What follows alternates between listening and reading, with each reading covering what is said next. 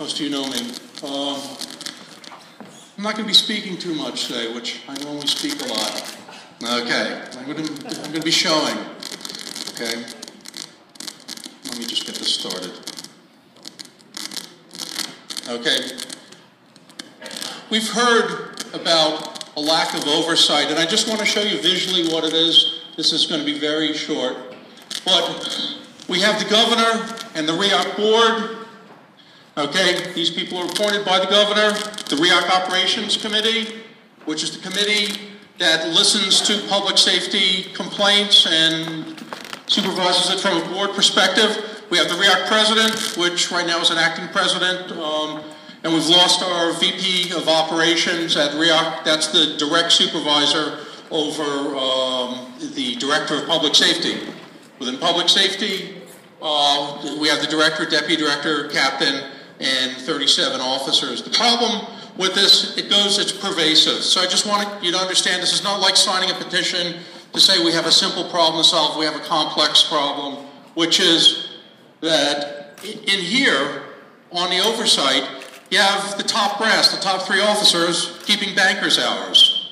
Okay? They're not there in the evening, they're not there at nighttime to oversee these kinds of events that we've heard, sort of the busy hour, which is the evening. We also have the RIOC board here, and the RIOC board honestly does a lousy job of oversight. And you really have to understand this because I interact with them a lot. They don't have the information. They're unwilling to get the information. They've had 5 years to get this right with Keith Guerra, and they're still pretty much at square one.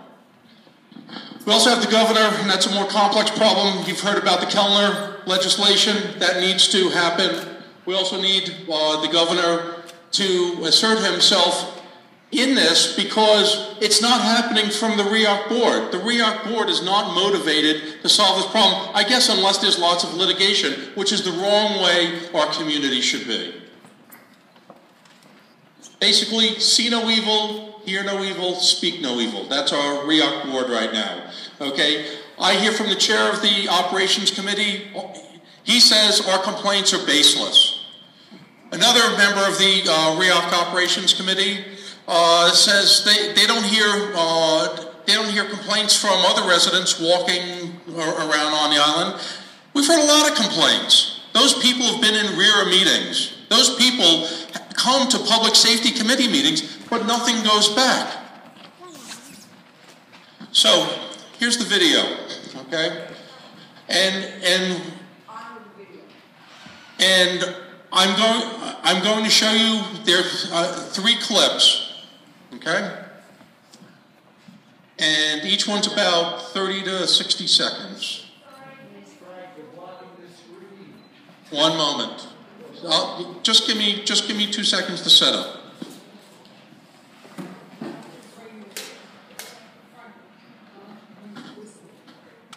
Okay. So the first video, hold on.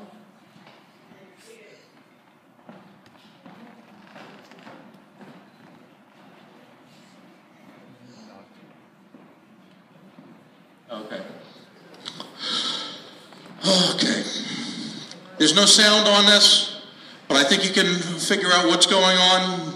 You recognize the back aisle of the deli. Okay.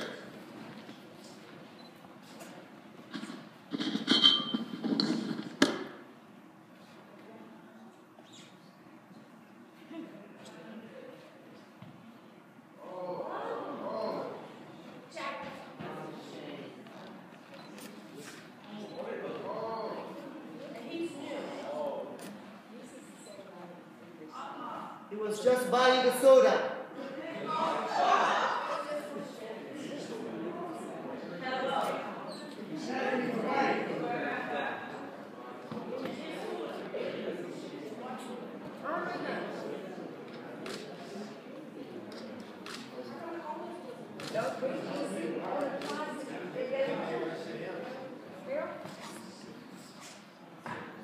The guy in the white shirt works at the deli. He's trying to sit back. Oh, okay. You've seen that. I just want to point out one thing here, okay? This person right here in the white, this is one of the workers in the deli. And what is he doing? He's trying to protect the public safety officers because clearly something's happening there. It's his business, okay? He wants his business to be successful, does not want to have a poor relationship with public safety, okay? And as you can see then, this person, I'm guessing is a friend, is trying to pick up his possessions.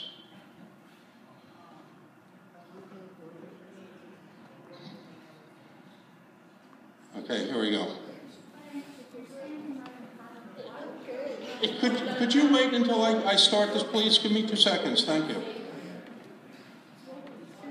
Thank you, Sharon.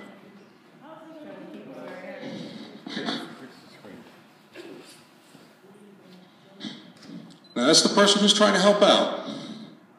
Okay? That's another worker there who just came in. Okay, that worker's leaving. 2 more public safety officers come in. Notice the one in the back is carrying a cup of coffee. I guess they were on a coffee break.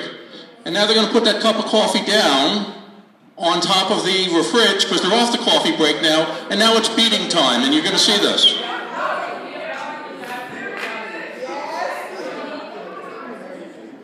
Okay, now he's handcuffed. Okay? But handcuffing is not good enough. Okay? Because now we need to hit and hit with the baton on the knees. That person is not resisting arrest. That person was already handcuffed, and they're beating him on the knees. Okay? So that part, there's, you see the stick. Could someone help me hold this up, please? Thank you. Okay, thank you. So, here you see there's the stick that comes out, and they're going to keep hitting that person, okay, while he's handcuffed. Okay? Now that was the person, by the way, who was helping to make sure public safety officers were safe in this. Here's the last one.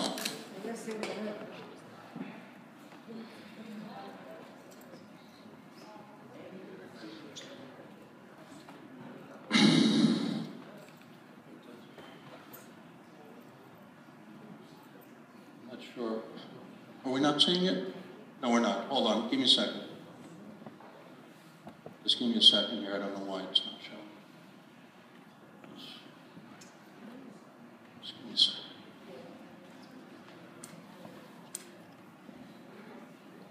Let's try this.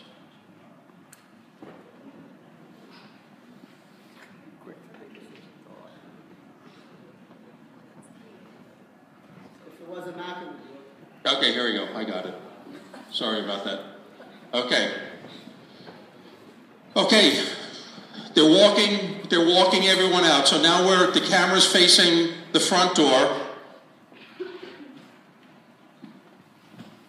Okay, they're walking them out, and the other worker is saying, "Hey, what's going on? How come you taking my worker out?" Up. That's a question. Public safety gets arrested. Oh yeah, let's beat him up a little bit. Okay, let's take him in the back. Do a little more rough stuff. Okay? And now... Wait, they were trying to take the video when they went back behind the counter. They were trying to take the video. They asked him to take the video out. To get the video. Right. To cover it up. Okay, now hold on. Wait, let me just finish because... So now they take this guy out. You're going to see him come out in handcuffs. And now who's minding the store with all the cash?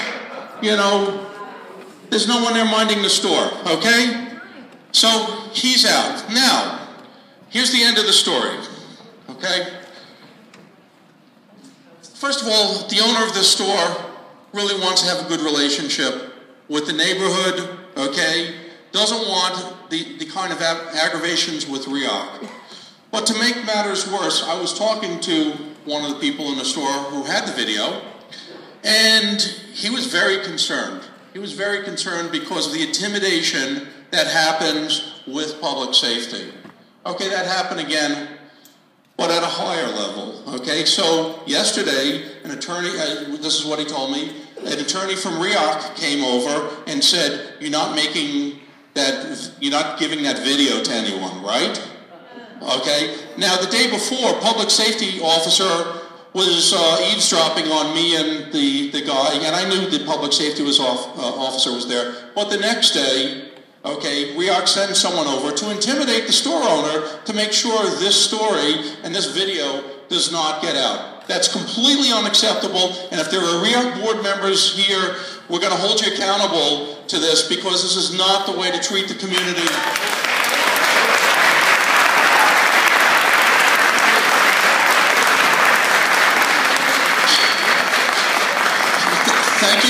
Thank you for watching the video, and I hope you get a visual sense of how bad this is, because this could be you doing something. That first worker was doing nothing wrong, just trying to help out public safety, and got beaten and arrested. Thank you, Frank. And just so everybody knows, on that Elaine thing, her children were also handcuffed to the bed. She was not allowed to ride with them in the ambulance. She was not allowed to be by her children's side either. So this is commonplace, just as in Anthony Jones, but these children were 14. So they were also beaten and abused and were released with no charges. I'd like to thank everybody. Media, I'd like you to know that this is ending and that Anthony Jones will be available for interviews and comments. I want to thank everybody for coming out today in the cold and listening to your neighbors' concerns, their stories, and especially thank the witnesses and survivors who had the courage to come forward and tell the truth. Support for our demands for change.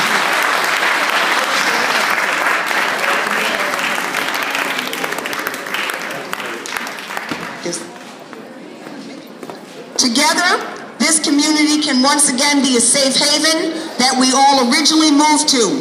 Parents would once again not have to fear their teenager children leaving home at night to meet their friends. We expect RIOC, the state...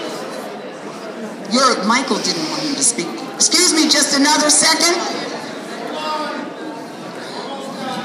I just did. Together, this community... Can we just have your attention for another couple of minutes? Okay, no.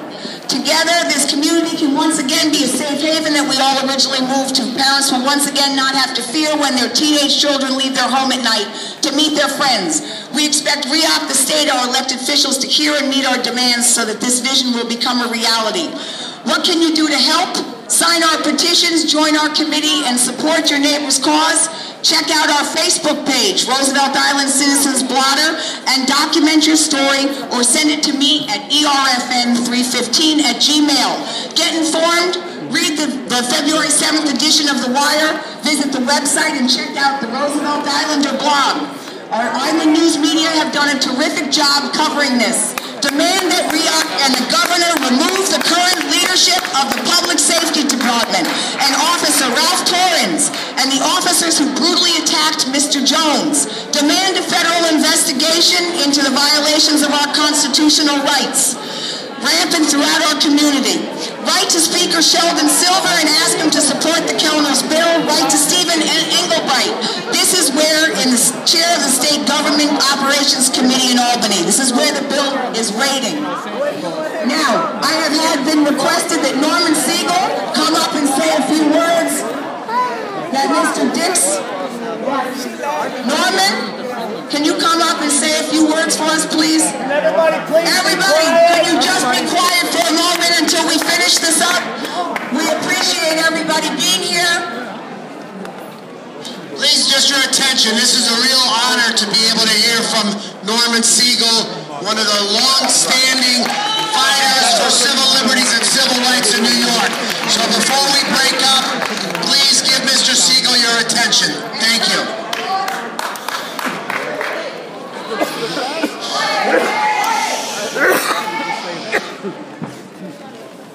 Good afternoon. Hi. I don't hear anything back. Good afternoon. Good afternoon. Once more, good afternoon. I'm glad I'm here this afternoon. When I came here, some people said to me, "What are you doing here? You don't live on Roosevelt Island. You don't even know Anthony Jones or his family." And I said, I knew M&D Deli. I knew Edward Weimar. I knew Denny Martinez. I knew Ehud Halaby. And therefore, as Dr. King said, an injustice against one is an injustice against all. An injustice against Anthony Jones is an injustice against me and you.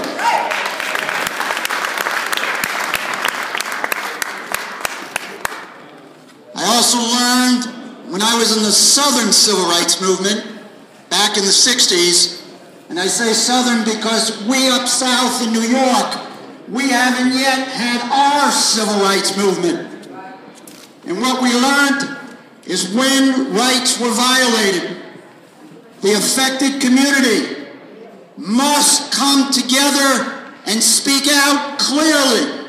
Because if you don't speak out clearly, the silence means you condone or approve the injustice. So being here this afternoon and seeing this crowd, which really is reflective of the true New York City, because there were African Americans here, there were Latinos here, there were Caucasians here, and Asians here. And together, black, brown, red, yellow, and white together, we will overcome. I want to hear you say it. Black, brown, red, yellow, and white together, we shall overcome. One more time. Black, brown, red, yellow, and white together, we shall overcome. I want to add one more point. When we had to create the New York City Civilian Complaint Review Board back in 1992, it took a year and a half, 136 community meetings before we were able to get the Independent Civilian Complaint Review Board. I drafted the legislation. So I'm here today to tell you, today is a beginning. It is not a 100-yard dash. It is a marathon.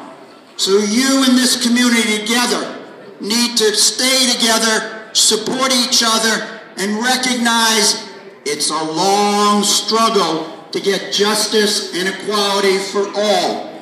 But if you stay together, I can tell you that you shall overcome and you'll change things. Now I want to do one more thing because of what I said before about what I learned in the Civil Rights Movement, that if you don't speak out clearly, the message gets foggy. So I'd like the mom, Anthony, the lawyers, and all the victims who spoke here today to come up here for 10 seconds. Would you please come up? And let's all come together, hold each other's hands, and then all of us here, we're going to stand and give them a standing ovation, because we've got to send a message across Roosevelt Island and up to Albany and down to City Hall that we support all these people, and this must stop. Thank you all.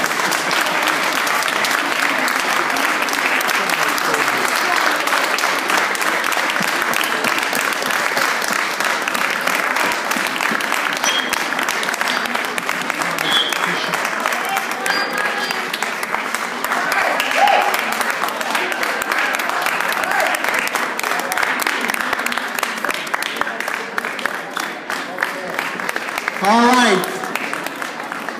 Thank you all again very much. Thank you so much, Norman. It's been an honor. I want to thank again all of these wonderful survivors, our witnesses, people who have had the courage and the strength to come forth and bring their story.